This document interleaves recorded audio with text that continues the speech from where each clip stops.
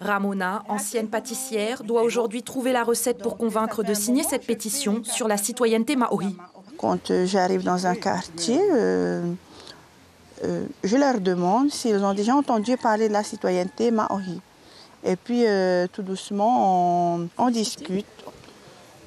Comme je te l'ai dit, je ne suis pas encore tombée dans des foyers où ils ne sont pas d'accord avec la citoyenneté maori. Qui est maori ? Quels sont les critères qui définissent une personne en tant que maori ? Sur ces questions, les avis divergent. Je suis né ici, né le 14 février 1965 à Mataya. Même si on n'est pas né ici, mais on a vécu aussi longtemps sur cette terre, et on peut le dire qu'on est maori. En Rio Tahiti, maori c'est les Polynésiens en français. Pour moi, c'est ça ce que ça signifie. Définir le terme maori, une problématique complexe à laquelle ont tenté de répondre plusieurs universitaires lors du colloque organisé par Te Matei le Gaïk.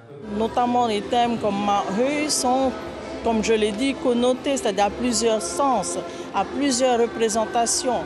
Le sens premier donné notamment par Turo Arapoto et Henri Hiro, c'est la filiation à la terre. Ce n'est pas la filiation à des personnes. Donc aujourd'hui, il faut concevoir un terme qui inclut également cette dimension de la filiation, c'est-à-dire par des personnes.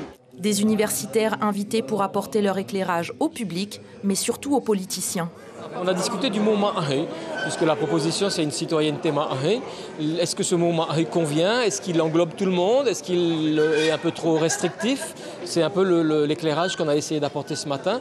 Les critères ensuite, est-ce que ça donne un droit à la terre par exemple, à l'emploi ? Ça c'est vraiment la partie politique du sujet. Un projet de loi que le député Le Gaïk espère présenter l'année prochaine à l'Assemblée nationale, mais pour cela, il devra récolter au moins 100 000 signatures à sa pétition.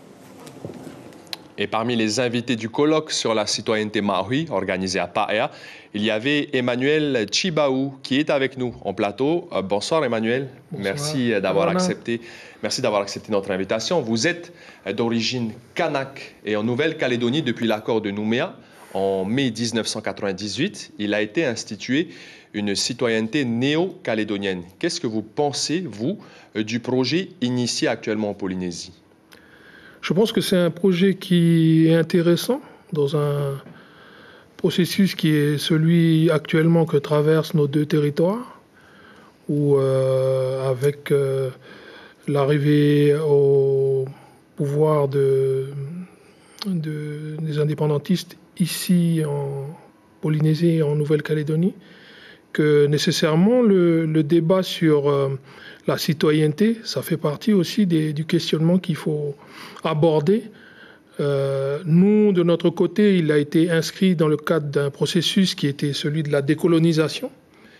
Et puis on sent bien dans les discussions, les échanges partagés avec l'auditoire et les universitaires ce matin, enfin cet après-midi également, qu'il faut construire du sens autour de ce processus. Il y a l'étymologie aussi qui compte, parce que vous, en Calédonie, on parle bien de citoyenneté néo-calédonienne et pas de citoyenneté kanak. Ici, pour l'instant, c'est le terme maori qui revient et pas polynésienne. Quelle est la différence d'après vous ? Je ne sais pas, moi, il faut demander aujourd'hui ici.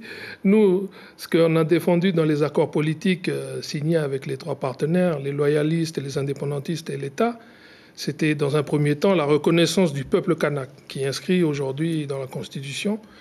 Et puis, derrière, le corollaire qui est rattaché à la citoyenneté.